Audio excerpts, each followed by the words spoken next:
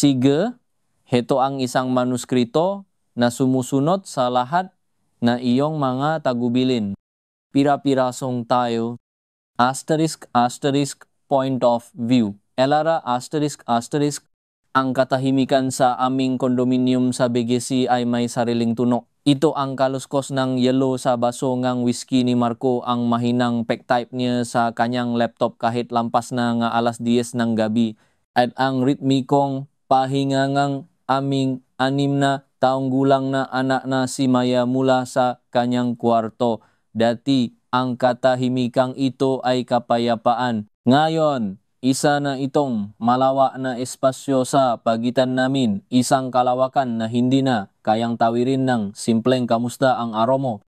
Mula sa aming bintana sa 32nd floor, tanaw ang kumikinang na mga ilaw nga siyudad. Isang perpektong tanawin para sa isang perpektong pamilya. Iyon ang tingin ng lahat sa amin. Si Marco ang matagumpay na arkitekto, si Elara ang dating arkurator na ngayon full-time mom, at si Maya ang aming munting anghel. Ang aming social media account ay isang testamento sa perpektong buhay na ito. Mangiti sa mamahaling restaurant, mga yakap sa nakdaang bakasyon sa Japan, mga tsenditsot na maingat na pinili. Ngunit ang malitrato ay sinungaling, ang ngangiti ay pagod na. Tapos ka na ba riyan, hon? Tanong ko, sinisikap na gawing malambing ang boses. Almost. Kailangan lang matapos tong revisions para sa kliyente bukas, sagot niya, hindi man lang inaalis ang tingin sa screen. Ang asul na liwanag mula sa laptop ay napipinta nga malamig na anino sa kanyang mukha. Lumapit ako, ipinatong ang aking kamay sa kanyang balikat. Nanigas siya ng bahagya bago pilit na nag-relax. Magkape ka muna o gusto mong Okay lang ako, Elara. Matulog ka na. May pasok pa, si Maya bukas. Isang paktataboy. Magalang pero paktataboy pa rin. Bumalik ako sa sofa, kinuha ang aking telepono, ang gateway sa ibang mundo. At doon, sa gitna nga walang katapusang pag-scroll sa mga buhay nga ibang tao, isang pamilyar na pangalan ang lumitaw sa people you may know. Liam Sandoval. Ang aking unang pag-ibig, ang aking malaking what if. 15 taon na ang lumipas, isang click lang, isang simpleng friend. Anong masama dun? Pindot, isang mali na desisyon sa gitnang malawa na katahimikan. Makalipas ang ilang minuto, isang notification ang umilaw sa aking screen. Liam Sandoval accepted your friend request. Sinundan ng isa pa, isang message. Elara Reyes, ikaw nga, wow, it's been a long time. Kamusta? Ang simpleng tanong na iyon ay parang isang basong malami na tubig sa isang taong uhaw na uhaw. Ang tanong na hindi na tinatanong sa akin ni Marco ng may tunay na interest. At sa gabing iyon, habang mahimbing na natutulog ang aking asawa sa kabilang kwarto, simula akong ma-reply. Asterisk, asterisk, point of view, Marco, asterisk, asterisk, stress. Iyon ang salitang bumabalot sa buhay ko. Mga kliyente, deadlines, revisions, mga problema sa construction site. Pag-uwi ko, gusto ko lang ng katahimikan. Gusto kong isipin na ang bahay ay isang santuaryo kung saan hindi ko na kailangang mag-isip. Pero nitong mahuling buwan, iba ang katahimikan sa bahay. Mabigat. Si Elara, laging tahimik, laging malalim ang iniisip.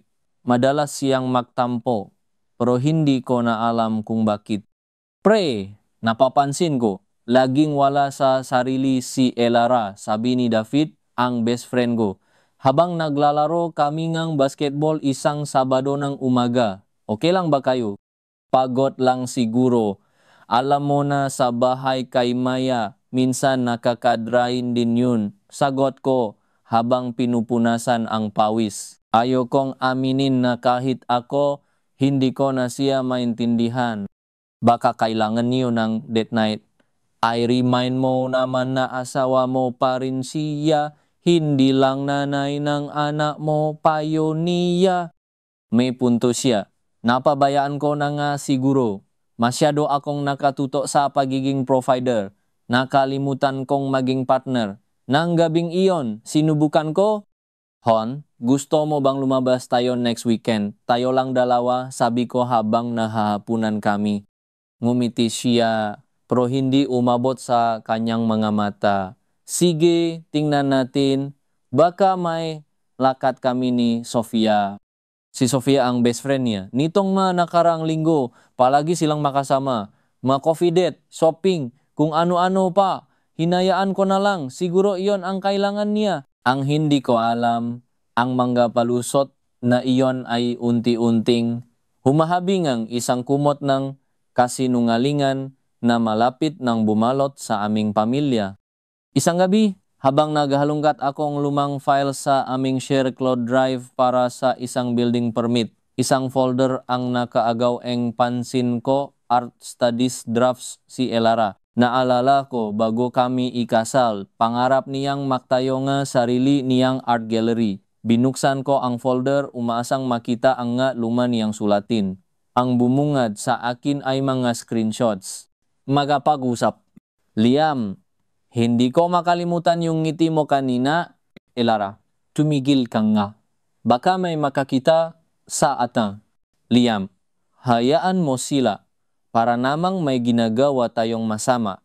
Kapelang naman, Elara, alam nating pareho na hindi lang to tungkol sa kape. Isinara ko ang laptop, biglang nanlamig ang buong katawan ko. Kape.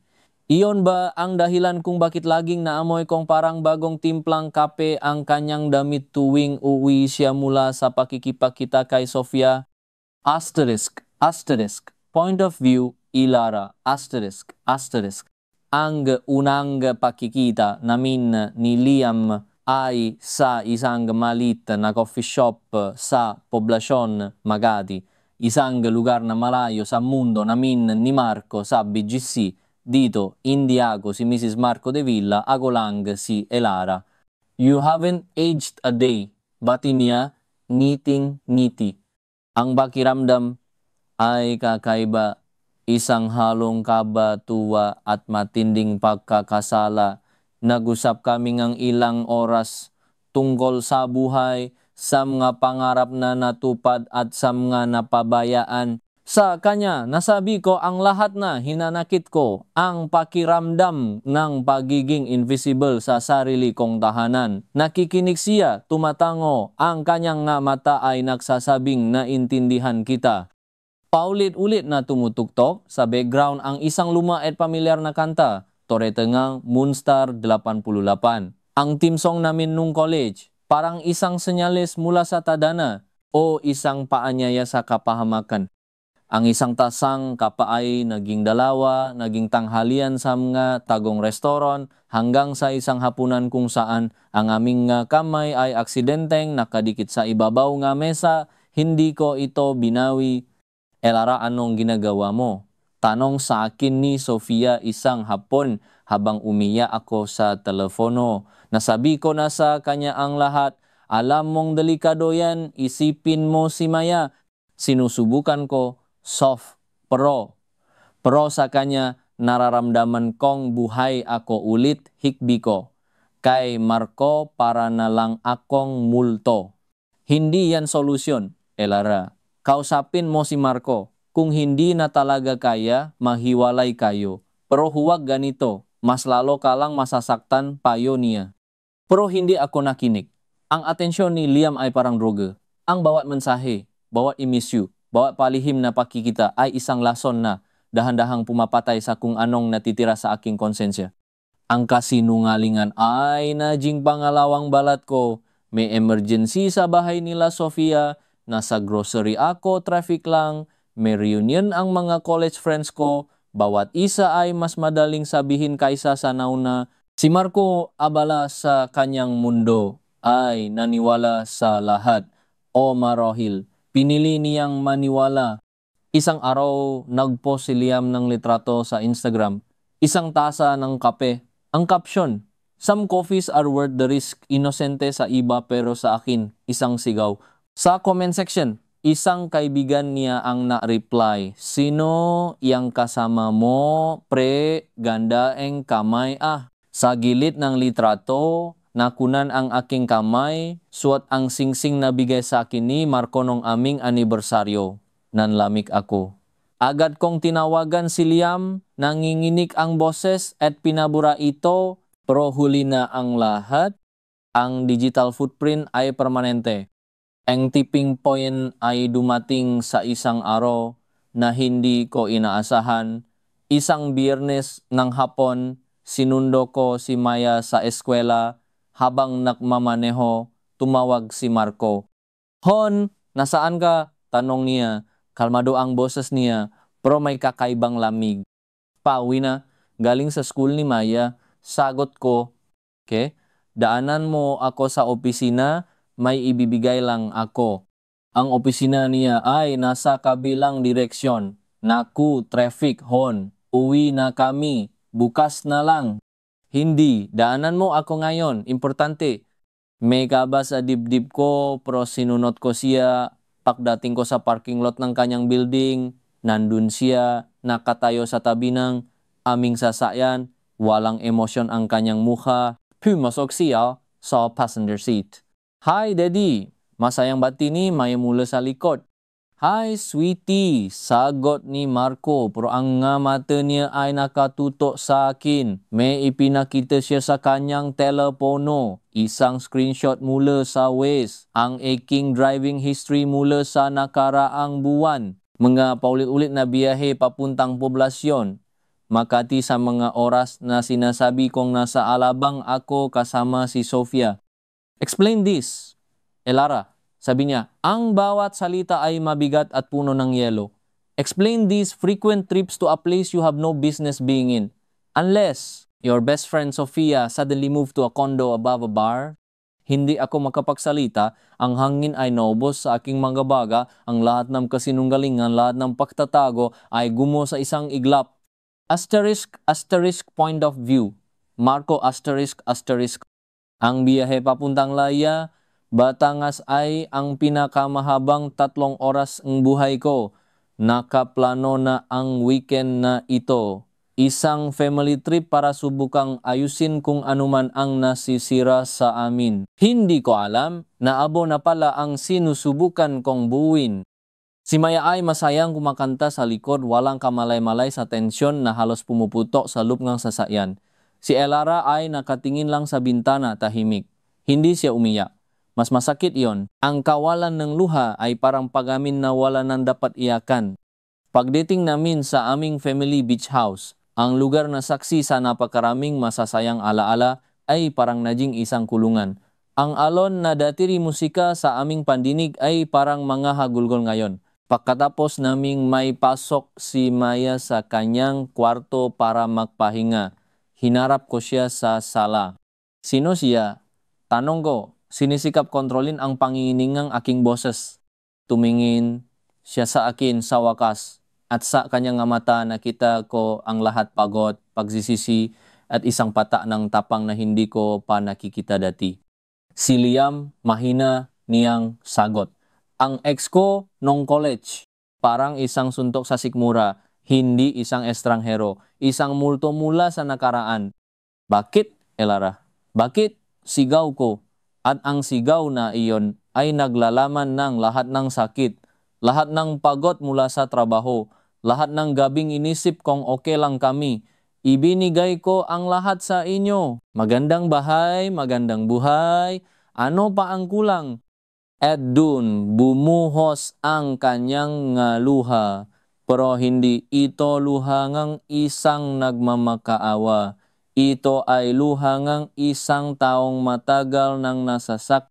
Ikaw, Marco, ikaw ang kulang. Ganti niya. Tumaas na rin ang boses. Nandiyan ka nga, pero wala ka naman.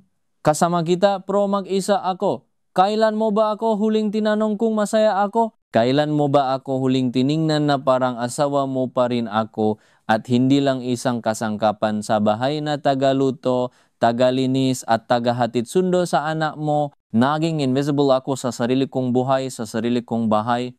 Ang bawat salita niya ay isang sampal, isang katotohanan na pilit kong iwinawaksi. O naging abala ako, o naging kampanta ako. Pero sapat ba yung dahilan para sirain ang lahat? Kaya humanap kang iba? Ganon kadali? Hindi yun madali. Umiyak niyang sabi. Akala mo ba gusto ko to? Gabi-gabi kinamumuhian ko ang sarili ko. Pero kahit sa isang sandali, pinaramdam niya sa akin na nakikita ako. Narinig niya ako, isang bagay na matagal mo nang ipinakait sa akin. Nagpatuloy ang aming pagtatalo hanggang sa maubos ang aming mga salita at luha. Ang galit ay napalitan ng isang nakabibinging kalungkutan. Nakaupo kami sa magkabilang dulo ng sofa, dalawang estranghero sa bahay na aming itinayo. Ang pamilyang ipinagmamalaki namin ay isa na lamang pira-pirasong salamin na basag. Asterisk, asterisk, point of view, Ilara, asterisk, asterisk. Makalipas ang 6 na buwan, nakatira ako ngayon sa isang maliit na apartment sa Quezon City, malapit sa bago kong trabaho sa isang art gallery. Bumalik ako sa aking unang pag-ibig, ang signing. Ang bawat araw ay isang hamon. Ang mag-isa ang magsimula muli. Pero sa unang pagkakataon sa loob ng maraming taon, nararamdaman kong akin ang buhay ko.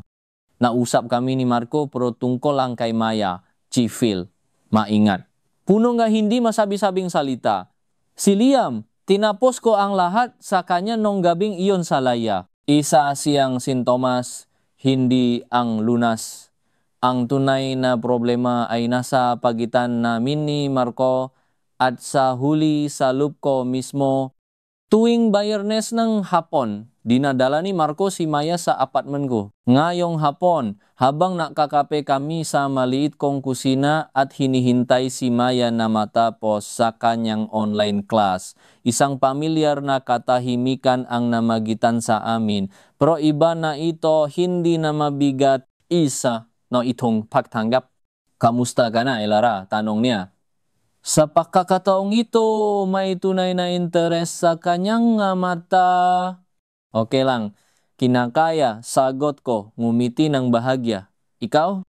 Nabatingin ako sa isang therapist. Pag-amin niya, marami akong natututunan tungkol sa sarili ko, tungkol sa atin. Tumigil siya sandali, patawad Elara sa lahat ng pagkukulang ko.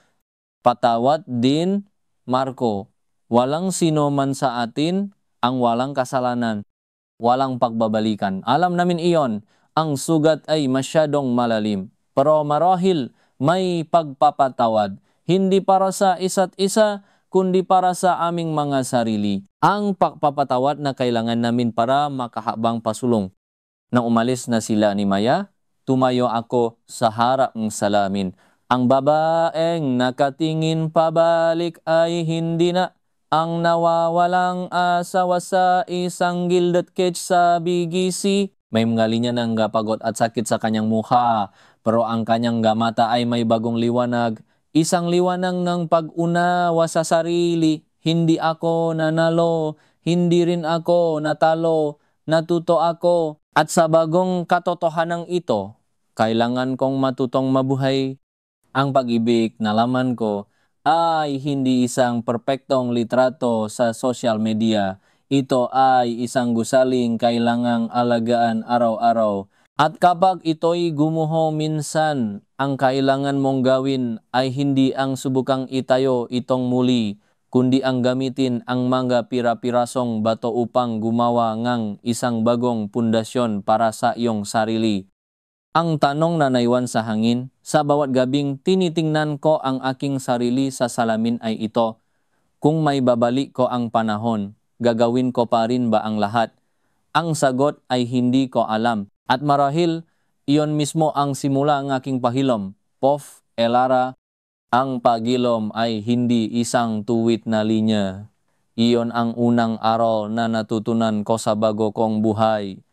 May mga araw na gigising ako na puno ng enerhiya, handang harapin ang mundo. Sa mga araw na iyon, ang maliit kong apartment ay parang isang santuaryo. Ang sikat ng araw na tumatagos sa bintana ay isang pangako ng bagong simula. Ang amoy ng pintura at clay sa gallery ay pabango sa aking ilong. At ang bawat obrang sining na aking inaayos ay isang paalala na ang kagandahan ay maaring malikha mula sa kalungkutan, mula sa kaguluhan. Ngunit may mga araw din na ang apat na sulok ng aking kwarto ay tila kumikitit, sinasakal ako.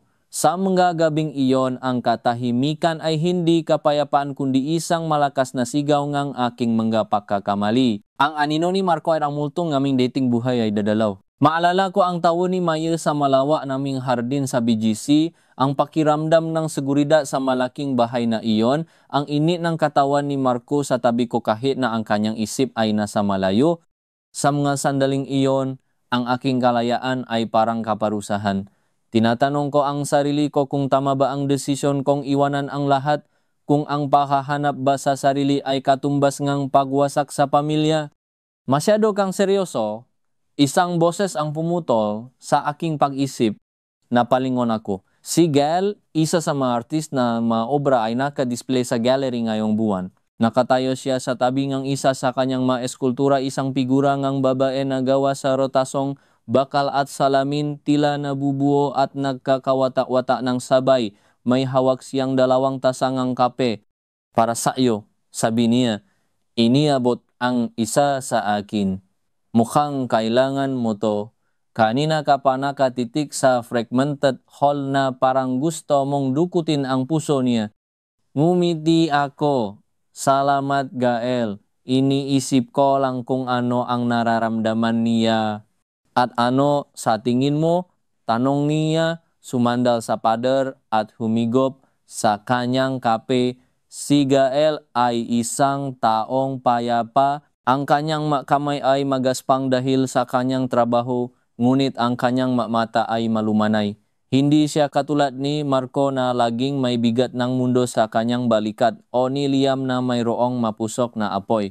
Si Gael ay parang isang gilog kalmado sa ibabaw, ngunit may malalim na agos sa ilalim. Sa tingin ko, pagod na siya. Sagot ko, hinahaplos ang magaspang na bakal na eskultura. Pagod na siyang magpanggap na buo. Pero natatakot din siyang makawata-wata ng tuluyan. Kaya nananatili siyang ganito, isang magandang gulo. Tumingin siya sa akin, hindi sa eskultura. Alam mo, yan din ang sinabi ko sa sarili ko noong ginagawa ko siya. Pero habang tumatagal nakita ko na hindi siya gulo. Isa siyang mosaik. Bawat piraso kahit basag ay may kwento. At kapag pinagsama-sama mo, doon mo makikita ang tunay na kagandahan. Hindi perpekto, pero totoo. Ang mga salita niya ay tumama sa akin. Mosaik, hindi gulo. Marohil, iyon nga ako. Isang koleksyon ng gabasa na piraso, ang asawang nakamali, ang inang nangungulila, ang artistang muling natakpuan ang kanyang hili, ang babaeng nagsisimula muli. Napatuloy ang aming pausap tungkol sa sining sa buhay sa Maynila, sa mga pangarap na nakalimutan at muling binubuhay. Sa kanya, hindi ko kailangang mapaliwanag. Hindi ko kailangang magsuot ng maskara. Nakikita niya ang piraso at hindi niya ako hinuhusgahan. Ito ay isang uringan koneksyon na bago. Sa akin isang koneksyon na hindi batay sa pangangailangan o sa nakaraan, kundi sa isang simpleng pag-unawa sa kasalukuyan. Pauwi ko ng gabing iyon, may video call mula kay Maya. Nasa kwarto siya sa bahay ni Marco. Ang laki nga kwartong iyon kumpara sa espasyo namin dito. Mami, guess what? Daddy taught me how to bake cookies today. Chocolate chip, masaya niyang bati, ipinapakita ang isang medyo sunog na cookie sa camera. Wow, baby, that's amazing. Masarap ba? Tanong ko, pinipilit itago. Ang kirot sa aking puso. Ito ang mas sandaling pinakamahirap. Ang first na wala ako. Ang pagbabak ang cookies ay dati naming ginagawa. Super sarap! Daddy put too much salt at first. It was funny. Tawa niya.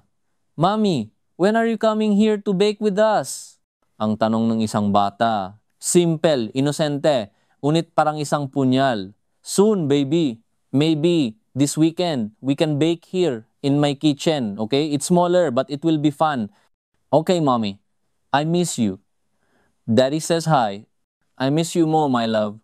Tell Daddy I said hi too. Pagkatapos ng tawag, umupo ako sa sahig ng aking maliit na sala. Niyakap ko ang aking matuhod at umiyak. Umiyak ako para sa makukis na hindi ko natikman. Para sa tawa na hindi ko narinig ng life. Para sa pamilyang pinangarap ko na ako mismo ang sumira. Ang bagilom, nalaman ko, ay hindi lang tungkol sa pagbuwang ang bago, tungkol din ito sa pagluluksa para sa mga nawala at ngayong gabi nagluluksa ako. Asterisk, point of view. Marco, asterisk. Ang katahimikan ng bahay sa BGC ay may sariling tuno. Dati ito ay ang ingay ngang laruan ni Maya na nakalat. Ang tuno ng TV sa sala, ang mahinang kanta ni Elara habang nagluluto. Ngayon, ito ay ang ugong ng aircon, ang malayong ugong ng trapiko, at ang malakas na pinting ng sarili kong puso. Ang bahay ay hindi lang istruktura, Marco. Ito ay espasyo kung saan nabubuhay ang mga relasyon. Nung umalis si Elara, hindi lang siya ang nawala ang buhay sa bahay, sabi ni Dr. Reyes sa aming sesyon nung isang linggo. Nakatayo ako ngayon sa harap ng malaking bintana, tanaw ang mga ilaw ng siyudad. Sa loob ng maraming taon, ang tanawing ito ay simbolo ng aking tagumpay. Bawat kumikinang na ilaw ay isang patunay nga iking pagsisikap, nang gabing na overtime ako, nang gadil na isinara ko, ibinigay ko ang lahat ng ito kay Elara at Maya, pero hindi pala lahat ang kailangan nila. Ang kailangan nila ay ako. So, ano ang nararamdaman mo ngayon kapag tinitiknan mo ang bahay na ito? Tanong ng therapist sa aking isipan. Galit? Hindi na. Lungkot? O, pero hindi na kasing tindi na dati. Ang nararamdaman ko ngayon ay isang malalim na panghihinayang. Nanghihinayang ako sa mga hapunan na hindi ko sinabayan dahil may urgent email akong kailangang sagutin. Sa mga weekend na nasa isip ko pa rin ang trabaho. Sa mga gabing tumabi ako sa kanya sa kama. Hindi bilang asawa, kundi bilang isang pagod na katawan na kailangan lang tulog. I treated my marriage like a business acquisition. Once secured, I moved on to the next target, assuming it would manage itself. Pumunta ako sa kusina para uminom ng tubig. Nakita ko ang tray ng medyo suno na cookies na ginawa namin ni Maya kanina. Ngumiti ako! Ang hirap pala makbake. Ngayon ko lang naintindihan kung gaano karaming pasensya at pagmamahal ang inilalagay ni Elara sa bawat pagkain na inihahanda niya para sa amin. Ang simpleng pagmesa ang harina at asukal.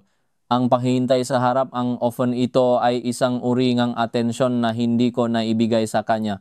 Daddy, put too much salt, sabi ni Maya kanina, at pareho kaming humagal pa ng tawa. Sa sandaling iyon, kasama ko talaga siya. Hindi ko iniisip ang stocks, ang nga kliyente o ang deadlines. Nandun ako sa kusinang iyon, tumatawa kasama ang anak ko, at sa unang pagkakataon, naramdaman ko ang isang uri ng kayamanan na hindi kayang bilhin ng pera. Kinuha ko ang cellphone ko at nag-scroll sa mga lumang litrato. Mga litrato sa laya nung masaya pa kami. Mga litratong kasal namin. Si Elara nakangiti, ang kanyang mga mata ay nagniningning. Saan nawala ang ningning na iyon? At kailan ko ito huling napansin? Hindi ko maalala. At iyon ang pinakamasakit sa lahat, ang pagkabulag ko. Napatigil ako sa isang litrato, isang selfie ni Elara sa isang art exhibit bago pa kami ikasal. Buhay na buhay siya, may passion sa kanyang nga mata. Iyon ang babaeng minahal ko. Ang babaeng dahan-dahan kong pinatay sa loob ng ginintuan naming hawla. Pinatay ko ang ilaw sa kusina, ang dilim ay hindi na nakakatakot. Isa na itong paalala na kailangan kong maging ilaw para sa sarili ko at para kay Maya. Ang pagbabago ay hindi madali. Araw-araw kailangan kong labanan ang lumang Marco, ang Marco na mas gusto ang spreadsheet kaysa sa kwentuhan, ang Marco na sinusukat ang pagmamahal sa presyo, pero kailangan kong manalo para sa anak ko at para sa sarili ko. Kinabukasan maaga akong umalis sa opisina. Isang bagay na halos hindi ko ginagawa dati. Nagulat ang sekretarya ko. Sir, may meeting po kayo with the board at 5 p.m. Paalala niya. Cancel it. Reschedule it tomorrow. May mas importante akong pupuntahan, sagot ko. At sa kauna-unahang pagkakataon, naniwala ako sa sinabi ko. Dumaan ako sa isang flower shop at bumili ng isang maliit na bouquet ng sunflowers, ang paborito ni Elara. Hindi ito para sa kanya, para kay Maya, para ibigay kay Elara isang maliit na habang. Na-drive ako papunta sa apartment ni Elara sa QC. Bayans, ngayon, araw ng paghahatid ko kay Maya, pagdating ko sa building, nakita ko sila sa labas, naklalaka sa maliit na pa sa tapat, nagtatawanan sila, may kasama silang isang lalaki. Nakita ko kung paano tumingin ang lalaki kay Elara, may paganga, may respeto. Nakita ko kung paano ngumiti si Elara sa kanya, isang ngiting matagal ko nang hindi nakikita, isang ngiting malaya. Parang may kung anong tumusok sa puso ko, selos. Isang pangit, pamilyar na pakiramdam. Ang lumang Marco ay lalabas ng kotse, gagawa ng eksena, ipapakita kung sino ang may-ari. Pero huminga ako ng malalim. Pinanood ko sila mula sa malayo. Nakita ko kung gaano kasaya si Maya. Nakita ko kung gaano kagaan ang aura ni Elara. Ang lalaking ito, sino man siya ay nagpapasaya sa kanya. At sino ako para ipakait iyon? Pagkatapos ng lahat ng sakit na idinulot ko, ano ang karapatan kong magalit? Napar ako at hinintay sila na makita nila ako na bago ang ekspresyon ni Elara. May counting ka ba? May pag-aalala. Marco ba din niya? Hay, sagot ko, pilit nang umiti. Daddy, sigaw ni Maya at tumakbo para yakapin ako. Binuhat ko siya. This is Gael, my friend. Pakilala ni Elara sa lalaki. Marco, sabi ko, iniabot ang aking kamay. Nagkamay kami. Ang kamay niya ay magaspang. Kamay ngang isang manggagawa. Nice to meet you. Gael. Kayo po pala ang daddy ni Maya. Sagot niya, isang matata at kalmadong boses. Hindi ito ang boses ng isang taong intimidated. Ito ang boses ng isang taong kampante sa kanyang lugar. Ang paggamit niyang ay magalang pero may distansa. Isang formalidad na naglalagay ng pader sa pagitan namin. Daddy, flowers! Sabi ni Maya, tinuturo ang bouquet sa kabilang kamay ko. Dun ko lang naalala ang mga sunflower. Biglang parang naging mainit at nakakahiya ang mga ito sa aking pagkakahawak. Ang plano ko ay isang simpleng, maliit na gesto. Pero sa harap ni Gael, parang naging isang desperadong pagtatangka ang dating nito. Ang lumang Marco ay itatago ang mabulala. Mapapanggap na para sa iba iyon. Pero hindi na ako ang lumang Marco o hindi bababa sa sinusubukan ko. Oh, anak, para kay mommy mo, sabi ko, at iniabot ito kay Maya. Ikaw na ang magbigay sa kanya. Kinuha ni Maya ang bouquet na halos kasing laking kanyang katawan at masayang iniabot kay Elara. Mommy, look, Daddy bought your favorites. Nakita ko ang gulat sa mga mata ni Elaro. Isang komplikadong emosyon ang dumaan sa kanyang mukha pagkalito. Isang bahid ng alaala at pag-ingat. Hindi niya ito tinanggihan. Paano niya tatanggihan ang isang regalong galing sa sarili niyang anak?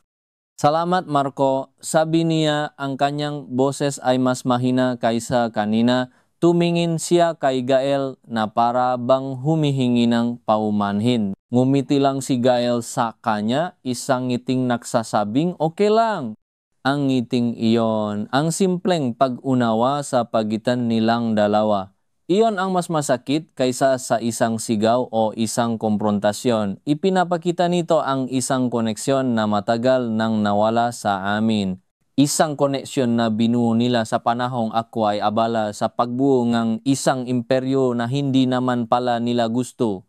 Sige na, pumasok na kayo. Sabi ko, pinipilit na maging magaan ang tono. Maya, be a good girl sa weekend. Okay? May sorpresa ako sa'yo. Yay, surprise! Hinalikan niya ako sa pisngi. Bye mommy, bye Tito Gael. Tito, ang salitang iyon ay tumama sa akin na parang isang sampal. Tito Gael, ibig sabihin, hindi ito ang unang pagkikita nila. Ibig sabihin, parte na siyang buhay ni Maya. Parte na siyang ang pamilyang winasa ko. Wala akong sinabi. Ngumiti lang ako at hinintay silang makapasok sa elevator bago ako tumalikod. Sa paglalakad ko pabalik sa kotse, pakiramdam ko ay 100 libra ang bigat ng bawat hakbang. Ang selos na naramdaman ko kanina ay napalitan ng isang malamig at mapait na katotohanan. Hindi ito isang kompetisyon, hindi ito isang laban na kailangan kong panalunan. Tapos na ang laban. At natalo ako bago ko pa man na lamang sumali pala ako. Pagsakay ko sa kotse, hindi ko muna ito pinaandar. Ipinikit ko ang aking mamata at huminga ng malalim. Okay ka lang Marco, bulong ko sa sarili ko, ito ang kinahinatnan ng desisyon mo. Tanggapin mo. Paulit-ulit kong sinabi iyon hanggang sa medyo kumalma ang tibok ng puso ko. Ang pagbabago ay hindi lang tungkol sa pagiging mabuting ama. Ito rin ay tungkol sa pagtanggap sa mga bagay na hindi ko na mababago. At si Elara na masaya sa piling ng iba ay isa na sa mga bagay na iyon. Ang weekend namin ni Maya ay nagsimula ng may kaunting bigat sa aking dibdib. Pero nang makita ko ang kanyang nga matang punong kagalakan, ipinangako ko sa sarili ko na itutuan ko ang lahat ng atensyon ko sa kanya. Daddy, what's the surprise? Tanong niya habang kinakabitan ko siyang seatbelt.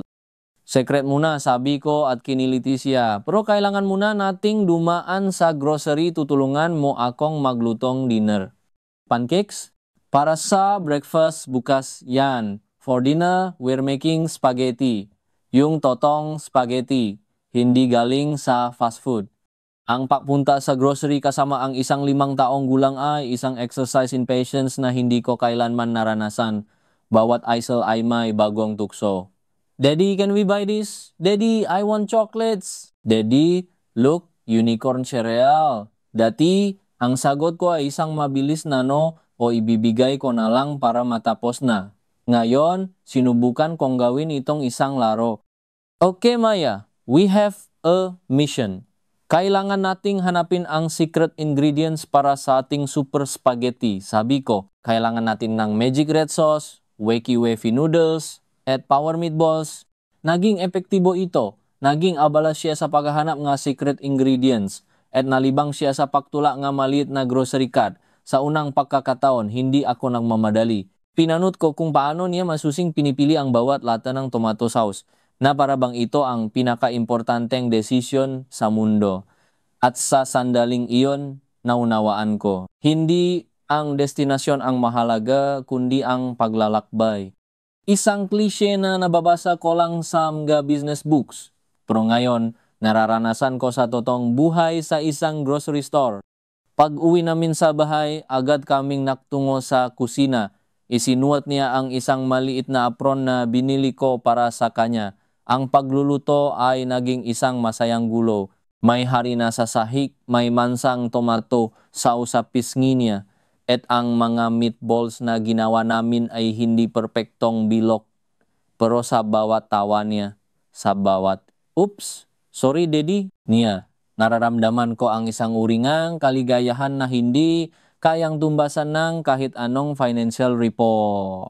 Habang hinihintay naming maluto ang pasta, umupo kami sa sahig ng sala at nag-drawing. Daddy, draw our house, sabi niya. Iginuhit ko ang malaking bahay namin. Ang modernong arkitektura nito, ang malaking bintana. No, silly, sabi niya. Our family. Me, you, and mommy. Kinuha ko ang isa pang papel. Iginuhit ko ang 3 stick figures na makakahawa kamay. Siya sa gitna, ako sa isang tabi, at si Elara sa kabila. Tinitigan niya ito ng matagal. Why is mommy not here anymore, daddy? Tanong niya. Isang tanong na matagal ko nang kinatatakutan. Umupo ako ng maayos at iniharap siya sa akin. Maya, minsan ang mamumi at daddy kahit mahal nila ang isa't isa. Kailangan nilang tumira sa magkaibang bahay para maging mas masaya sila. But I want her here with us. Alam ko, baby. Alam ko. Pero kahit hindi kami nakatira sa isang bahay, Mommy and I will always, always love you. Ikaw ang pinaka-importante sa amin. And Tito Gael, huminga ako ng malalim. Si Tito Gael, kaibigan siya ni Mommy. At kung masaya si Mommy kasama siya, dapat masaya na rin tayo para sa kanya, di ba? Tumango siya, pero nakita ko ang kalituhan sa kanyang mata. Paano ko ipapaliwanag ang isang bagay na kahit ako mismo ay hirap na hirap intindihin? Kinagabihan, pagkatapos naming kumain ng aming super spaghetti, nasa toto lang ay medyo maalat. Nakbasa ako ang kwento para sa kanya bago siya matulog. Pinili niya ang isang libro tungkol sa isang bituin na nawala at hinahanap ang daan pabalik sa kanyang konstelasyon. Habang nagbabasa ako, hindi ko maiwasang isipin ang sarili ko. Isa rin akong bituin na nawala, naligaw sa liwanag na sarili kong ambisyon. At ngayon hinahanap ko ang daan pabalik, hindi na siguro sa dating konstelasyon, kundi sa isang bago, isang universo kung saan ako at si Maya ang sentro. Nang makatulog na siya, lumabas ako sa kwarto at bumalik sa sala. Ang katahimikan ng malaking bahay ay nakakabingi. Dati, ang katahimikang ito ay kapayapaan para sa akin. Isang pagkakataon para magtrabaho ng walang istorbo. Ngayon, isa itong malakas na paalala ng aking pag-iisa.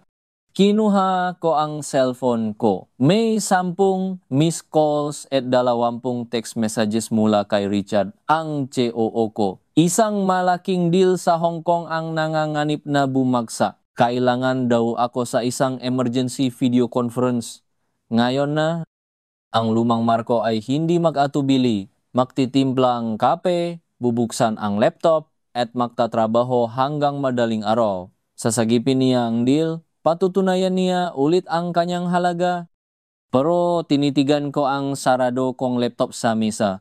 Tinitigan ko ang drawing ni Maya na nakadikit sa ref, 3 stick figures na masayang makakahawa kamay. Naalala ko ang sinabi ni Doc Reyes. Ano ang hindi mo kayang i-negotiate, Marco? Ano ang iyong non-negotiable? Dati, ang sagot ko ay profit margins, market share, growth. Ngayon, alam ko na ang sagot. Ang non-negotiable ko ay natutulog sa kabilang kwarto. Dinal ko ang numero ni Richard. Marco, tenggat, kailangan ka namin. Richard, kumalma ka, putol ko sa kanya. Ang boses ko ay mas matatag kaysa sa inaasahan ko. Nasa iyo ang lahat ng datos. Alam mo ang deal na ito kasing husay ko. Kung hindi man mas mahusay pa, I handle mo yan. Pero, Marco, yung mga investors, ikaw ang gusto nilang kausap. This is a 5 billion peso deal. At may tiwala ako sa iyo na kaya mong isara ang isang 5 billion peso deal. Sabi ko, Richard, Bayernes ang gabi, kasama ko ang anak ko. Tatawagan kita bukas ang umaga para kumustahin. For now, it's all yours. I trust you. Bago pa siya makasagot, ibinaba ko na ang tawag. At pinatay ko ang cellphone ko. Sa unang pagkakataon sa loob ng 10 taon, sinadya kong i-disconnecta ang sarili ko sa trabaho. Pakiramdam ko ay parang tumalon ako mula sa isang eroplano ng walang parachute. Nakakatakot. Pero kasabay nito, may kakaibang gaan. Kinabukasan, Sabado, ginising ako ni Maya sa pamamagitan ng paktalon sa kama ko. Daddy, pancakes, you promise. Tumawa ako. Okay, boss. Ang aming pancake making session ay mas matagumpay kaysa sa spaghetti. Sa tulong isang YouTube tutorial, nakagawa kami ng pancakes na hindi sunok at may mukha pang pusa gamit ang chocolate syrup. Habang kumakain kami, nakatingin lang ako sa kanya. Sa paraan ng panguya niya sa konting sirup sa dulo ng kanyang ilong. Ito ang mga sandaling ipinagkait ko sa sarili ko. Ito ang sandaling hindi na may babalik. Ang kaya ko lang gawin ay sulitin ang sandali ngayon. Daddy, can we go to the park? Yung may malaking slide? Oo naman, sagot ko. Ang pa na tinutukoy niya ay ang parehong pa kung saan madalas kaming mekdit ni Elara nung bago pa kami. May isang malaking puno nga akasya doon kung saan kami unang neck holding hands. Habang tinutulak ko si Maya sa duyan, hindi ko maiwasang maalala ang maiyon. Naalala ko isang hapon, nakaupo kami sa ilalim ng punong iyon. Kakatanggap ko lang ng promotion nun. Balang araw, Elara, sabi ko sa kanya, bibilhin ko ang lahat ng gusto mo, isang malaking bahay, magarang kotse, magagandang alahas. Hindi mo na kailangang mag-alala sa pera kahit kailan. Ngumiti siya, pero may lungkot sa kanyang nga mata na hindi ko pinansin nun. Hindi ko naman kailangan yan lahat, Marco. Ang kailangan ko lang ay ikaw. Ang kailangan ko lang ay mahapon na ganito. Hindi ko siya naintindihan nun. Para sa akin, ang pagbibigay ng magandang buhay ay ang pinakatotong paraan ng pagpapakitang pakmamahal. Ang pag-ibig para sa akin ay nasusukat sa square feet ng bahay sa zero sa dulong bank account. Hindi ko naisip na ang pag-ibig pala ay nasusukat din sa bilang nga hapong ginugol sa parke, sa bilang nga kwentuhang walang katapusan, sa bilang nga pagkakataong pinili mo ang tao kaysa sa trabaho. Daddy, push harder. Sigaw ni Maya na napabalik sa akin sa kasalukuyan. Itinulak ko siya ng mas malakas at ang tawa niya ay umaling-aungaw sa buong parke. Ang tawa niya ang naging musika na naktaboy sa mga multo nga karaan. Nang hapon na iyon, habang naglalakad kami pauwi, nadaanan namin ang isang maliit na art gallery sa bintana. May isang pentingang isang babaang sumasayaw sa gitna ng ulan. Ang kanyang mukha ay nakatinggala sa langit, puno nga kalayaan. Naalala ko ang selfie ni Elara sa art exhibit. Ang babaeng may passion sa mga mata. Daddy, what's that? Tanong ni Maya. It's a painting, anak. Maganda, no? She looks like mommy. Natigilan ako. Oo nga, no. May ideyang pumasok sa isip ko. Isang ideyang medyo nakakatakot pero pakiramdam ko ay tama. Pagdating ng linggo, oras na para ihatid si Maya pabalik kay Elara.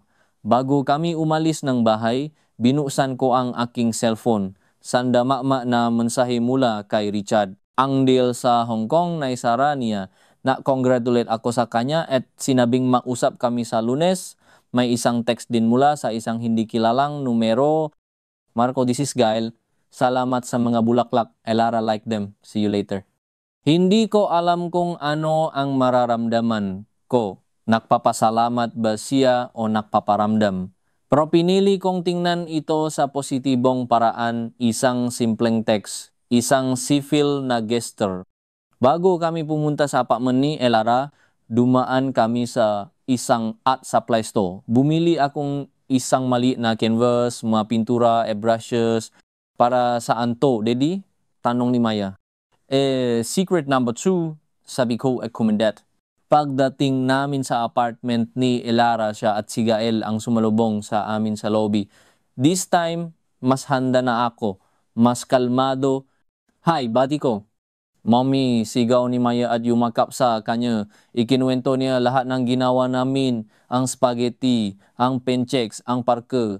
Nakita ko ang isang maliit na ngiti sa labi ni Elara habang nakikinig siya. Mukhang nag-enjoy kayo. Sabi niya, tumingin sa akin. Sa pagkakataong ito, walang kabasam nga mata niya. Mayroon lamang isang neutral na kuryosidad. Sobra, sagot ko. Bago pa makaroon ng awkward na katahimikan, ibinigay ko kay Maya ang paperback mula sa art store. Anak, ibigay mo kay Mommy ang isa pang regalo ni Daddy. Kinuha ito ni Maya at iniabot kay Elara. Tiningnan ni Elara ang laman nito at nakita ko ang pagbabago sa kanyang ekspresyon. Ang pagtataka ay napalitan ng isang bagay na hindi ko mabasa, isang bagay na malalim. Ano to, Marco? Tanong niya.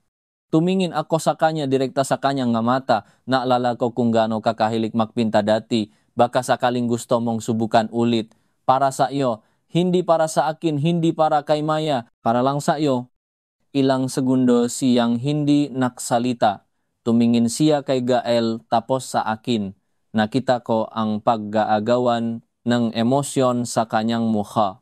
Thank you. sabi niya sa wakas, at sa unang pagkataon sa loob na maraming taon, narinig ko ang sinseridad sa kanyang boses. Isang tunay na pasasalamat, hindi isang pilit na formalidad. Tumalikod na ako para umalis. Marco, tawag niya. Lumingon ako. Naalala ako sa iyo noong una pag-amin niya. Pero masaya si Maya, sobrang saya niya. So, salamat din dun. Iyon lang. Pero para sa akin, ang masalitang iyon ay mas mahalaga kaysa sa kahit anong 5 billion peso deal. Ito ay isang pagkilala, isang malit na patunay na nasa tamang landas ako. Na-drive ako pauwi, hindi na mabigat ang pakiramdam. May lungkot pa rin, may panghihinayang, pero mayroon na ring pag-asa. Ang pagmamahal ko kay Elaro, marahil ay hindi na may babalik sa dati. Ang pamilyang binuo namin, marahil ay mananatiling wasa sa tradisyonal na paraan. Pero ang pagmamahal ay maraming anyo. At marahil, ang pinakamatapang na anyo ang pagmamahal ay ang pagpapalaya. Ang pagpapalaya sa kanya para maging masaya kahit hindi na sa piling ko, at ang pagpapalaya sa sarili ko mula sa pagkakasala para makapagsimula muli. Pagdating ko sa bahay, hindi ko na tiningnan ang malaking bintana.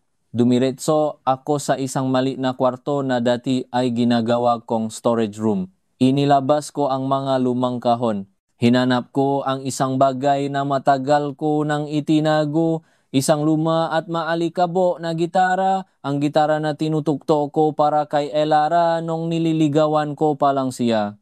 Umupo ako sa sahig at sinimulang linisin ito. Hinigpitan ko ang mga kwerdas. At pagkatapos ang maraming taon, sinubukan kong tumuktok muli. Ang mga daliri ko ay nangangapa, ang tunok ay sintunado. Pero hindi ako tumigil dahil ang pagbabago tulad ng pagtuktok ng musika ay nangangailangan ng pasensya, ng practice at ng puso, at sa pagkakataong ito handa na akong ibigay ang lahat ng iyon. Hindi para sa isang deal, hindi para sa isang kumpanya, kundi para sa isang bagong kanta. Ang kanta nga pagiging ama, ang kanta nga pagiging isang buong tao muli. Kinabukasan sa opisina, lahat ay nakatingin sa akin na parabang multo ako. Ang balita tungkol sa pa-off kong telepono nung buyers ng gabi ay kumalat na parang apoy.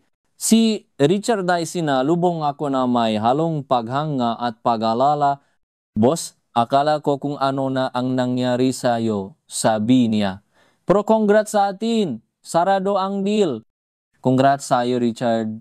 Ikaw ang nagsara niyan, sabi ko, tinapik siya sa balikat. From now on, I want you to take more lead on these things. I'm restructuring my priorities. Sa meeting ng board, ipinresenta ko hindi lang ang quarterly earnings, kundi ang isang bagong pananaw para sa kumpanya. We've been obsessed with growth, sabi ko sa kanila, but we've neglected the foundation of that growth, our people. Starting today, we're implementing a strict no work after 7 p.m. policy, mandatory vacation leaves, mental health breaks. A company that takes care of its people is a company that will thrive in the long run. May matumas ang kilay, may mabumulong. Ito ay radical sa aming industriya na kilala sa burnout. Pero nanindigan ako. Dahil kung natutunan kong i-prioritize ang isang tao sa buhay ko, kaya kong matutunang i-prioritize ang libu-libong taong nagtatrabaho para sa akin. Sa masumunod na linggo, nakpatuloy ang bagong routine. Araw-araw, umuwi akong alas 6. Ang magabi ko ay hindi na puno nga email at tawag, kundi nga pag-aral nga bagong recipe, pakbabasa nga libro tungkol sa conscious parenting, at pakpapractice ng gitara. Ang bahay na datiri isang malungkot na showroom ay unti-anting nagakaroon ng buhay. May amoy nga niluluto sa kusina, may mga drawing ni Maya sa bawat pader at may sintunadong tunong gitara sa gabi. Ang mga weekend ko kay Maya ay naging sagrado. Nagpunta kami sa zoo, sa museum, sa beach. Bawat linggo may bago gaming adventure. At sa bawat adventure, mas nakikilala ko ang anak ko at mas nakikilala ko ang sarili ko. Nalaman kong may allergy pala siya sa mani, na paborito niyang kulay ay dilaw at natatakot siya sa kulog. Nga simpleng bagay na dapat ay alam ko na noon pa. Ang usapan namin ni Elara ay naging mas madalas, pero laging tungkol kay Maya. Logistics, schedule nga update sa kanyang paglaki. Naging civil kami, naging isang team para sa aming anak. Minsan, sa telepono, naririnig ko ang tuno ngang pagpipinta sa background. Isang tuno na nagdudulot ng kakaibang ngiti sa aking labi. Isang araw tumawag si Elara. Marco, pwede ka bang makausap hindi tungkol kay Maya? Kinabahan ako. O naman, saan? Nakita kami sa isang maliit na coffee shop, isang lugar na neutral para sa aming dalawa. Dumating siya na suot ang isang simpleng puting bestida. Ang kanyang buhok ay nakapusot lang. Pero mayroon siyang kakaibang glow. Ang glowng kapayapaan. Kumusta ka? Tanong niya. Okay lang. Ikaw? Okay din, sabi niya. Nasimula na akong mapinta ulit, seryoso. May maliit na exhibit na sasalihan ako sa susunod na buwan. Wow, that's amazing, Ilara. Congratulations. Salamat. Dahil sa iyo, actually, pag-amin niya, yung pagbigay mong art supplies, parang ginising mo ang isang parte nga pagkataw ko na akala ko ay patay na. Tumingin ako sa aking kape. Ako ang pumatay niyan in the first place. Umiling siya, huwag mong sisihin ang sarili mo ng buo, Marco. Pinabayaan ko rin, hinayaan kong mangyari. Pareho tayong may kasalanan, pero hindi na iyon ang mahalaga ngayon. Ano ang mahalaga? Ang ngayon. Ang bukas, sabi niya. Tumingin siya sa akin, at sa pagkataong ito, wala nang pader sa pagitan namin. Si Gael, nag-propose siya sa akin. Nabitawan ko ang kutsarita na hawak ko. Tumama ito sa platito, lumikha ngang isang malakas na tuno sa katahimikan ng coffee shop. Pakiramdam ko ay huminto ang mundo. Lahat ng progress na ginawa ko, lahat ng patanggap na pinilit kong isa sa isip ko ay parang naglaho sa isang iglap. Selos, pihati, galit. Lahat ng iyon ay bumalik. Pero tiningnan ko ang kanyang mata. Nakita ko ang kaba niya, pero nakita ko rin ang pag-asa. Hindi siya nagyayabang. Sinasabi niya sa akin ito dahil nire-respeto niya ako bilang ama ni Maya. Huminga ako ng malalim 1 beses, 2 beses. Inalala ko ang natutulo na mukha ni Maya. Inalala ko ang tawa niya sa parke. Inalala ko ang sinabi ko sa sarili ko tungkol sa pagpapalaya. Sasagutin mo ba? Tanong ko, ang boses ko ay halos pabulong. Tumango siya. Oh, tumango rin ako. Pinilit kong ngumiti. Ang pinakamahirap na ngiting ginawa ko sa buong buhay ko. Then, congratulations Elara. He seems like a good man. You deserve to be happy. Isang butil na luha ang pumata mula sa kanyang mata. Salamat Marco, mahalaga sa akin ang sinabi mo. Paano si Maya? Unti-unti naming ipapaliwanag sa kanya. Pero alam kong magiging okay lang siya dahil mayroon siyang 2 magulang na mahal siya. At isang Tito Gael na handang mahalin din siya. Pagkatapos nga pag-usap na iyon, umuwi ako sa bahay na parang walang kaluluwa. Ang sakit, sobrang sakit. Ang huling sina ng pag-asa na baka sakaling mayos pa kami ay tuluyan ng namatay. Uminom ako. 1 botong whiskey. Napakalunod ako sa lungkot, sa panghinayang. Binalikan ko lahat ng pagkakamali ko. Bawat urgent email, bawat late night meeting, bawat missed anniversary. Pero sa kalagitnaan ng aking pagdadalamhati, may isang bagay na nagbago. Sa halip na sisihin si Elara o si Gael o ang mundo, sinisi ko ang taong dapat talagang managot ang markong nakaraan. At sa pagtanggap ng buong responsibilidad na iyon, mayroong isang uri ng kalayaan. Hindi na ako biktima ng sitwasyon. Ako ang arkitekto nito. At kung nagawa kong sirain ito, kaya ko ring bumuo ng bago. Kinabukasan, kahit may matinding hangover, ginawa ko ang isang bagay na hindi ko inakalang gagawin ko. Tinawagan ko si Gael. Gael, Marco here. Pwede ba tayong mag-usap? Kaming dalawa lang? Nakita kami sa isang bar. Walang arte. lalaki sa lalaki. Umorder siyang beer, umorder ako ngang tubig. Alam ko na, sabi ko, walang paligoy-ligoy. Congratulations. Tumingin siya sa akin na aral, salamat. Isang bagay lang ang hihilingin ko sa iyo, sabi ko, mahalin mo ang anak ko, mahalin mo siya na parang tunay na sa iyo, huwag mo siyang sasaktan. At mahalin mo si Elara sa paraan na hindi ko nagawa. Hindi siya nagsalita agad, uminom siyang kanyang beer. Marco, hindi ko plano na palitan ka bilang ama ni Maya, hindi mangyayari yon. Palagi kang magiging daddy niya. Ang gusto ko lang ay maging isang mabuting presensya sa buhay niya at si Elara. Gagawin ko ang lahat para hindi na mawala ulit ang ningning sa mga mata niya. Sa mga salitang iyon, nawala ang lahat ng galit ko. Nawala ang lahat ng selos. Ang natira na lang ay respeto. Inilahad ko ang aking kamay. Welcome to the family, pare. Tinanggap niya ito at nakipagkamay. Isang mahigpit na pagkakamay, isang kasunduan. Ang araw ng kasal nila ay isang maulap na Sabado. Hindi ako imbitado sa seremonya at naiintindihan ko iyon. Pero ako ang naghatid kay Maya na siyang flower girl. Nakaswat siya nga isang mali na dilaw na bestida.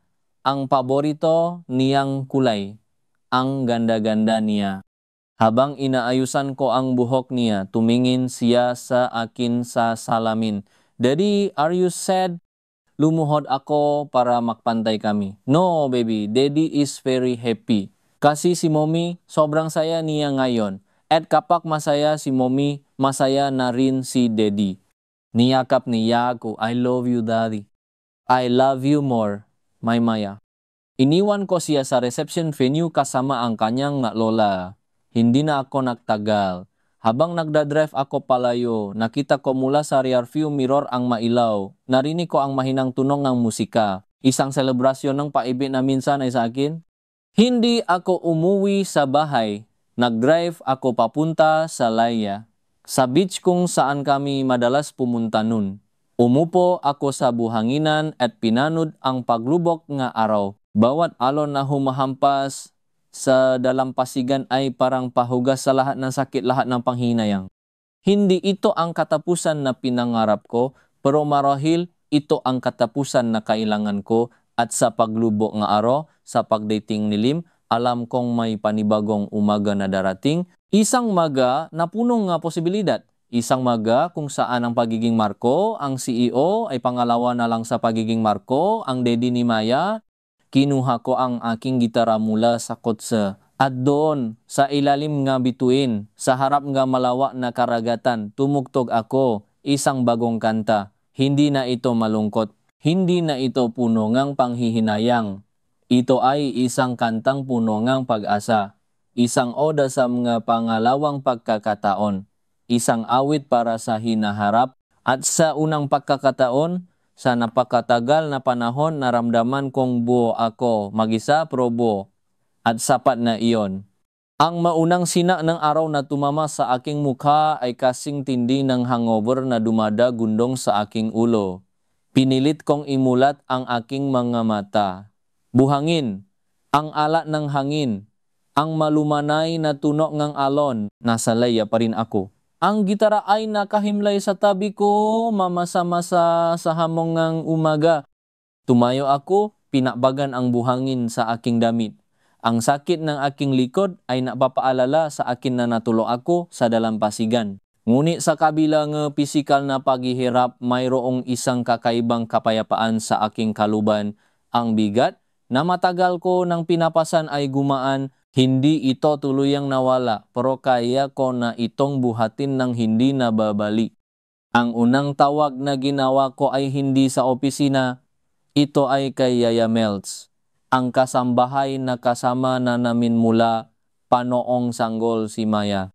Yaya, pauwi na po ako. Pakicheck lang po kung may stock pa tayong pancake mix at bacon. Yung paborito ni Maya.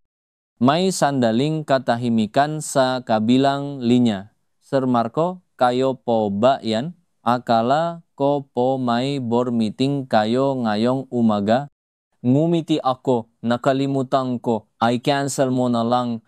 o ipahandal mo kay Mr. Tan. Ang mahalaga mag-almusal kami ni Maya.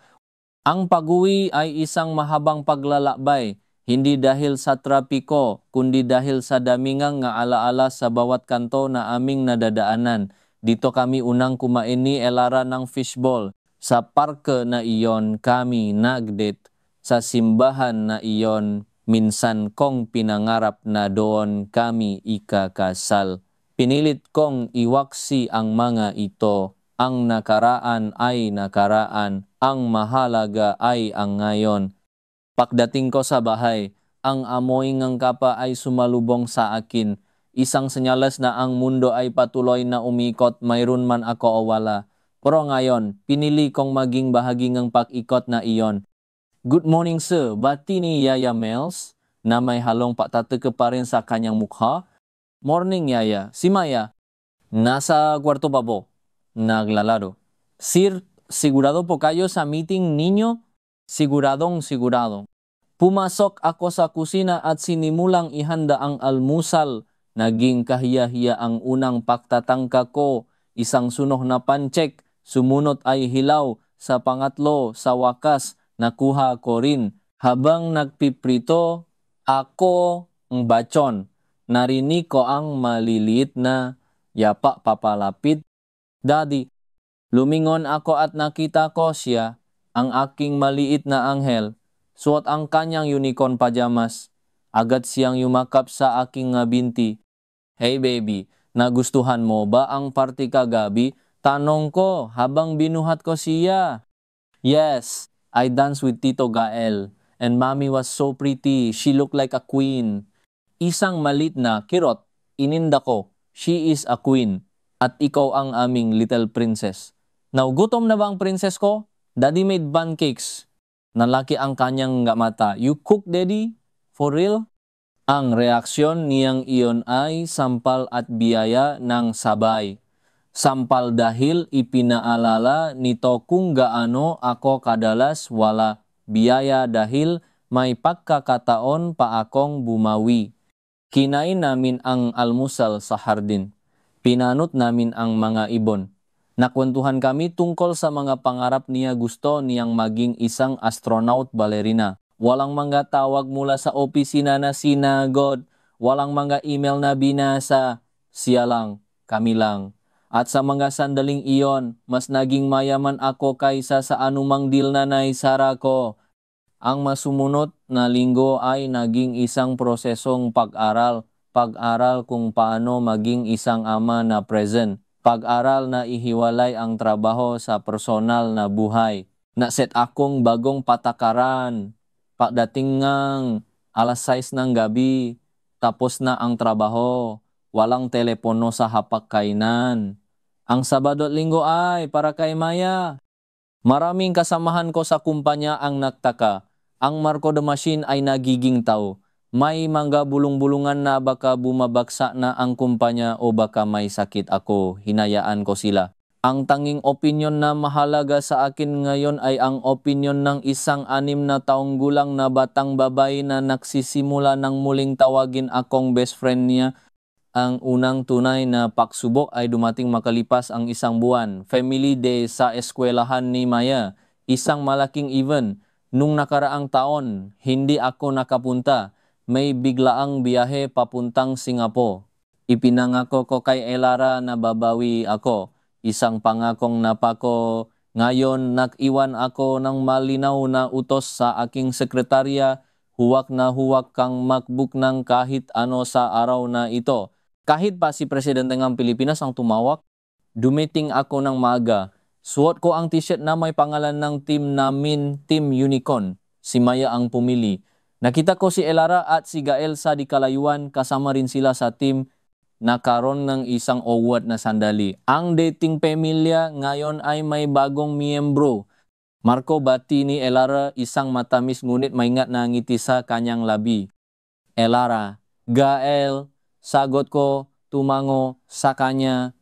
Daddy!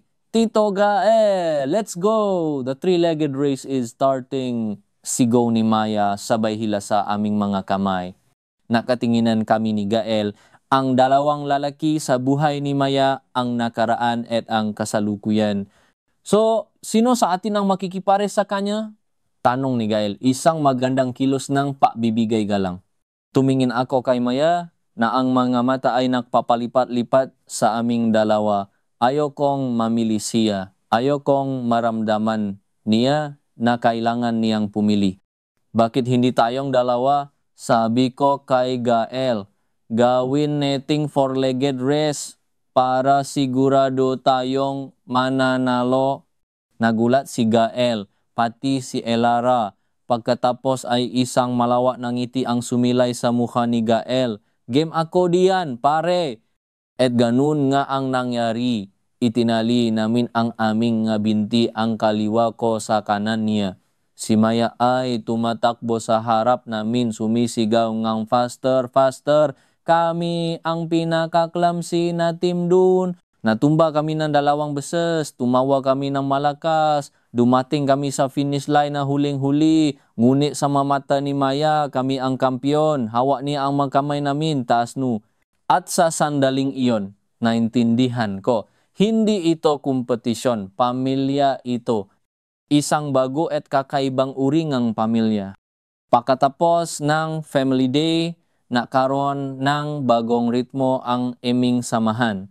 Tuwing Miyerkules at Biyernes ng gabi sa akin si Maya. Tuwing Linggo, sabay-sabay kaming tatlo, ako, si Elara at si Gael na sinusundo siya. May mga pakakataong nakakape kaming tatlo habang hinihintay matapos ang ballet class ni Maya. Naging normal ang nga pausap tungkol sa eskwela, tungkol sa mga bagong kaibigan ni Maya, tungkol sa mga plano para sa kanyang kaarawan. Isang gabi, habang nausap kami, napansin ko ang isang bagay. Ang ningning sa mga mata ni Elara, ang ningning na sinabi ni Gael na ibabalik niya, ay nandun na nga. At sa halip na makaramdam ng selos, nakaramdam ako ng pasasalamat, naging masaya ako para sa kanya. Totoong saya. Ngunit habang inaayos ko ang buhay ko bilang ama at bilang kaibigan sa aking dating asawa, may isang bahagi ng aking pagkatao na nanatiling tulog. Si Marco ang lalaki. Ang bahay ay masyadong malaki para sa akin mag-isa. Ang katahimikan pagkatapos kong ihatid si Maya pabalik sa kanila ay nakakabingi. Sinubukan kong punan itong trabaho, pero hindi na ito kasing epektibo ang dati.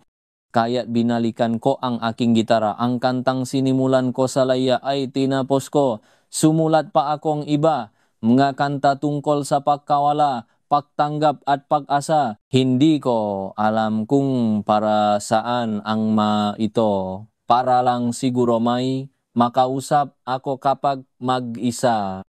Isang gabi, habang naglalakad ako pawi mula sa isang late dinner kasama ang isang kliyente, napadaan ako sa isang maliit na bar na hindi ko pa napapansin dati. The Listening Room ang pangalan. May sign sa labas, open mic night every Thursday. Share your soul. Hindi ko alam kung ano ang nag-udyo sa akin. Siguro ang 2 baso ngang wine na ininom ko. O siguro ang pagod na akong kausapin ang 4 na sulok ng aking kwarto. Pumasok ako. Ang lugar ay maliit at intimate.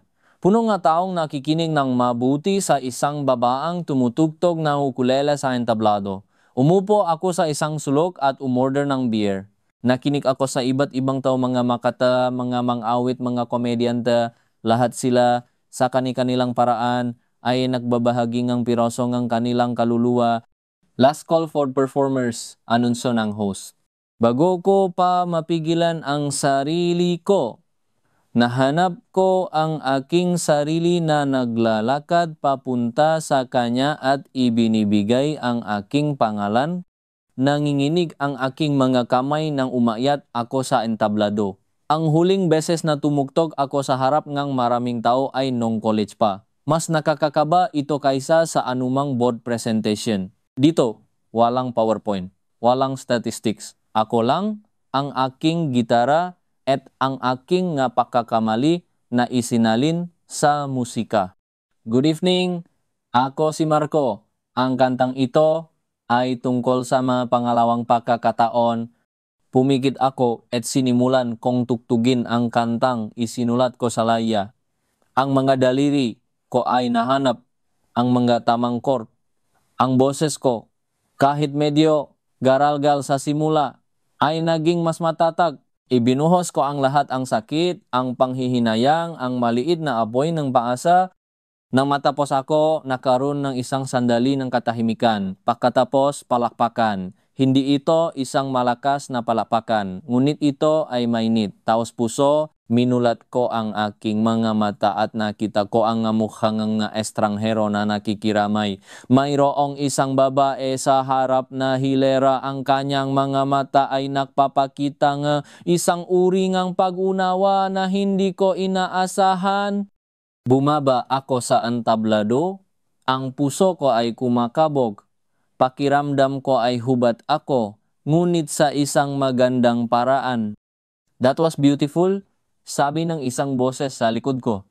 Lumingon ako, ito ang babae mula sa harap na hilera.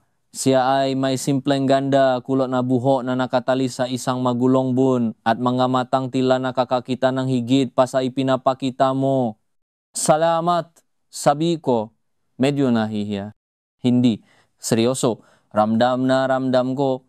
Para kang nasusulat ngang soundtrack ngang buhay ngang maraming tao dito, sabi niya sabay ngiti. Ako nga pala si Lena. Marco, inilahat ko ang aking kamay na kamay kami. Ang kanyang kamay ay mainit at may mga kalyo marahil ay isang artist o musikero rin. First time mo dito, tanong niya. Halata ba? Natawa ako. Medyo tumawa rin siya, pero huwag mong gawing huli. Mayroon kang kwento na kailangang marinig ng mga tao. Nausap kami ng matagal ng gabing iyon. Nalaman ko na isa siyang guro sa sining sa isang public school sa umaga at isang pintor sa gabi. Ang kanyang kamay ay may makalyo dahil sa paglililo. Nausap kami tungkol sa musika, sining at ang tapang na kailangan para ipakita ang iyong kahinaan sa mundo. Hindi namin pinausapan ang aming nakaraan. Hindi kailangan sa paanuman, sa pamamagitan ng sining, naintindihan na namin ang isa't isa. Naging lingguhang ritual ang pagpunta ko sa the listening room.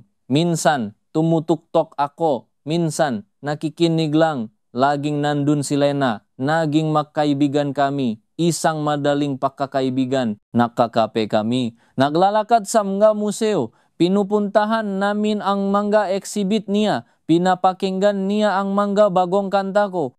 Isang araw, dinala ko si Maya sa isang art workshop for kids. Pagdating namin doon, nagulat ako nang makita kung sino ang guro. Lena? Marco? At ito siguro si Maya. Sabi ni Lena, ang kanyang ngiti ay mas maliwanag kaysa sa lahat ng pintura sa silid. Lumuhod siya para mapantay sila ni Maya. Hi Maya, I'm Teacher Lena. Ready ka na bang? Gumawa ng magic. Agad na nagustuhan ni Maya si Lena. Sa buong workshop, nakita ko kung gaano kahusay si Lena sa mga bata. Puno siya na pasensya, sigla at tunay na pagmamahal sa kanyang ginagawa. Habang pinapanood ko sila na nagpipinta at nagtatawanan, isang damdamin ang unti-unting nabuo sa aking puso. Isang damdamin na matagal ko nang hindi naramdaman. Pagkatapos ng workshop, habang naglalakad kami palabas, sinabi ni Maya, Daddy, I like Teacher Lena. She's funny and she doesn't mind if I get paint on my nose. Ako rin, baby. Ako rin. Kinagabihan, tinawagan ko si Lena. Salamat sa araw na ito. Nag-enjoy si Maya. Sabi ko, wala iyon. Magaling siyang bata. May talento. At mayroon siyang napakabuting ama. Naalinlangan ako sandali. Lena, pwede ba kitang ayain lumabas? Hindi bilang makaibigan na nakakape, kundi bilang date. May katahimikan sa kabilang linya, inihanda ko ang aking sarili sa pagtanggi, baka masyadong mabilis, baka mali akong basa. Matagal na akong naghihintay na itanong mo iyan, Marco, sabi niya sa wakas, ang kanyang boses ay malambing. Ang aming unang date ay simple lang. Nag-dinner kami sa isang maliit na restaurant at pagkatapos ay naglakad sa parke. Sa unang pagkataon, nagkwento ako tungkol sa lahat. Tungkol kay Elara, sa aking mga pagkakamali, sa aking paglalakbay upang maging isang mas mabuting ama na kini siya ng walang pahuhusga. Alam mo, Marco, sabi niya nang matapos ako, hindi ka perpekto, pero ang mahalaga ay sinusubukan mo at iyon ang pinakamahalagang bagay sa lahat. Nakwento rin siya tungkol sa kanyang buhay, tungkol sa isang nawalang pag-ibig, tungkol sa kanyang pangarap na maktayo ang isang libreng art school para sa mga batang lansangan. Nakita ko ang kanyang kaluluwa at ito ay maganda. Ang relasyon namin ni Lena ay hindi isang whirlwind romance. Ito ay isang mabagal na paksibol, isang unti-unting pagtatayo ang tiwala at pagmamahal. Inuna namin ang aming mga anak si Maya at ang kanyang mga estudyante. Dahan-dahan ipinakilala namin sila sa isa't isa. Nagkaroon ng araw nga pagbipinta sa parka, mga pagbisita sa zoo. Mga hapon na ginugol sa paggawa ng cookies. Isang Pasko, naorganisa kami ng isang maliit na salu-salo sa aking bahay. Imbitado ang lahat, si Yaya Melts. Ang aking magulang na masayang-masaya na makita akong ngumiti muli, si Elara, si Gael, at siyempre si Maya. Naroon din ang mga magulang ni Lena. Habang pinapanood ko ang lahat na naktatawanan sa aking sala, si Gael na nakikipagkwentuhan sa tatay ko, si Elara na tumutulong kay Lena sa kusina, si Maya na masayang ipinapakita ang kanyang bagong laruan sa lola niya, isang malalim na pasasalamat ang bumalot sa akin. Lumapit sa akin si Elara, may hawa na 2 baso ng wine. Looks like a full house. Sabi niya, iniabot ang isang baso sa akin. Yeah. Masaya ako para sa'yo, Marco. Totu. She's a good woman. Alam ko at masaya rin ako para sa'yo. He's a good man. Tumingin kami sa aming anak na ngayon ay nasa balikat ni Gael, tumatawa habang sinusubukan niyang ilagay ang bituin sa tuktok ng Christmas tree. Si Lena ay nakatayo sa tabi nila, pumapalakpak. We did good, didn't we? Sabi ni Elara, alos pabulong. Hindi sa simula, sagot ko, pero sa uli. We did good. Lumabas ako sa teras para humingangang sariwang hangin. Ang malamig na simoy ng Disyembre ay gumising sa aking pandama. Sumunod si Lena, dala ang kanyang coat. Okay ka lang? Tanong niya. Inilagay ang coat sa aking balikat. Higit pa sa okay, sagot ko. Hinawakan ang kanyang kamay. Ang kamay na may mga kalyo. Ang kamay na nakpinta ang kulay sa aking mundo. Alam mo, noong una, akala ko ang pangalawang pagkakataon ay tungkol sa pagkuha ng isang bagong bagay kapalit ng nawala. Pero mali pala ako. Tumingin siya sa akin. Ang kanyang mata ay nagniningning sa ilalim nga ilaw nga Pasko. Ano pala? Ito ay tungkol sa pagbuo ng isang bagay na bago mula sa mapiraso ng iyong nakaraan. Hindi para tapan ang malamat, kundi para gawin itong bahagi ng isang mas maganda at mas matibay na disenyo. Ikaw, si Maya, kahit si Elara at si Gael. Lahat kayo ay bahagi ng magandang disenyo na ito. Niyakap niya ako, mahigpit. Sa yakap na iyon, naramdaman ko ang lahat, ang init ng tahanan, ang kapayapaan ng pagtanggap, ang kagalakan ng isang pag-ibig na hindi minadali, kundi dahan-dahang inalagaan hanggang sa ito'y yumabong. Kinuha ko ang aking gitara na nakasandal sa isang upuan, umupo ako sa hagdan ng teras, at si Lena ay umupo sa tabi ko, ang kanyang ulo ay nakasandal sa aking balikat. Mula sa loop, narinig ko ang tunong na tawanan at masayang kuntuhan. At dun, sa ilalim nga bituin ng Pasko, sa gitna ng aking bago at kakaibang pamilya, tumuktok ako. Isang bagong kanta. Hindi na ito isang oda sa mga pangalawang pagkakataon. Ito ay isang awit ng pasasalamat, isang himig para sa kasalukuyan. At sa unang pagkakataon, sa napakatagal na panahon, naramdaman kong hindi lang ako buo. Naramdaman kong umuwi na ako.